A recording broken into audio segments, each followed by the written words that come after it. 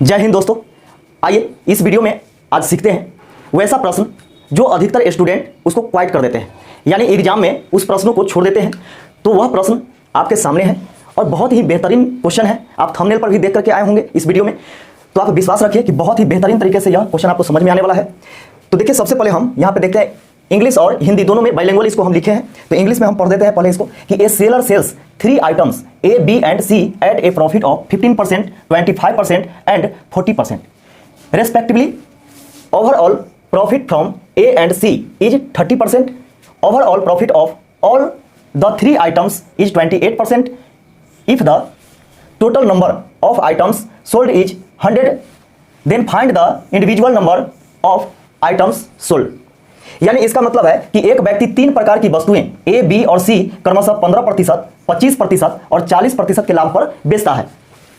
ए और सी से कुल 30% का लाभ हुआ, जबकि तीनों से कुल मिलाकर 28% का लाभ हुआ।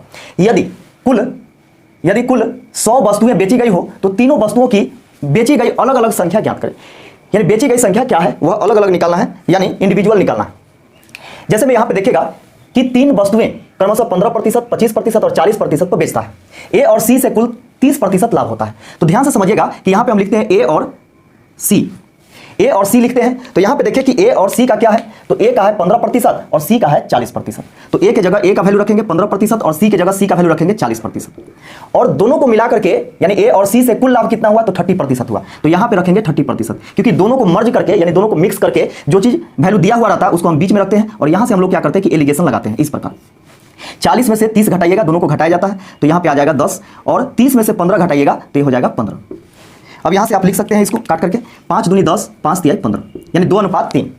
अब फिर आगे बोला गया है जबकि तीनों को मिलाकर, देखिए जबकि तीनों को मिलाकर के 28% का लाभ होता है। अब यहाँ पे देखिएगा कि ए और सी का वैल्यू दिया गया है और बी का वैल्यू भी दिया गया है। तो यहाँ पे देखिएगा कि ए और सी का वैल्यू हम लोग कहां से रखेंगे, तो देखिए ए और सी से कुल लाभ कितना होता है, तो 30%। तो यहाँ पे हम रखेंगे इसके लिए 30%, ए और सी के लिए 30% रखेंगे। बी के लिए यहाँ पे दिया गया है 25%, तो यहाँ से रखेंगे 25%। ये हो गया आपका तीनों का, जबकि तीनों का कुल मिलाकर के कितना है, 28% लाभ होता है। तो कुल मिलाकर के यानी जो इसका मिश्रण है वह 28%, दोनों को मिक्स करके है 28% लाभ। 28 में से 25 घटाइएगा तो 3 बचेगा, 30 में से 28 घटाइएगा 2 बचेगा। 3:2 के अनुपात में हो गया। अब यहां पे देखिएगा कि ए और सी का वैल्यू कितना है, कुल 3 2 5। यहां पे 5 है जबकि यहां पे 3 है। तो दोनों को बराबर करने के लिए आपको क्या करना पड़ेगा, तो इसमें 5 से गुना करना होगा और इसमें इसके वैल्यू से गुना करना होगा 3 से, तो ऑटोमेटिक दोनों का बराबर हो जाएगा। तो देखिएगा यहां पे कैसे बराबर होता है, तो 3 से 3 दूनी 6 और 3 तिहाई 9, 6 9 हो गया। इसके बाद 5 से 5 तिहाई 15 और 5 दूनी 10, ये हो गया। अब यहां पे देखिए कि 9 6 15, ए और सी का योग कितना है, 9 6 15 अनुपात में, और यहां भी ए और सी का योग कितना है, तो 15। बस यही काम करना था आपको। अब यहां से हम लोग क्या करते हैं कि यहां से लिखते हैं ए, बी और सी का वैल्यू। तो देखिएगा कि ए का वैल्यू कितना है, 6 है, ए का वैल्यू 6 है, बी का वैल्यू कितना है, 10 है, बी का वैल्यू 10 है, और सी का वैल्यू कितना होगा, तो सी का वैल्यू 9 होगा। देखिए यहां पे 9 है, ये हो गया। अब यहां पे देखेंगे कि 9 6 15 10 25, योग सबका 25 है, यानी तीनों का योग 25 है। जबकि कितना है, ये जो आता है रेशियो यह क्वांटिटी का आता है ना, यानी मात्रा का। तो कुल मात्रा कितना है, 100 वस्तुएं, लेकिन अनुपात में कुल योग कितना है, 25 25 बराबर 100 बराबर हो गया। 25 से कम 25, 25 चौके 100, तो 1 बराबर 4 है, तो 6 बराबर कितना हो जाएगा, 6 चौके 24, 10 चौके 40 और 9 चौके 36, यानी 24 40 36। 24 40 36 किस में है, ऑप्शन नंबर डी में है।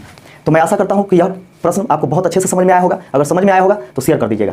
तो इस वीडियो में बस इतना ही, फिर हम लोग मिलते हैं नेक्स्ट वीडियो में कुछ अलग क्वेश्चन लेकर के। तब तक के लिए धन्यवाद।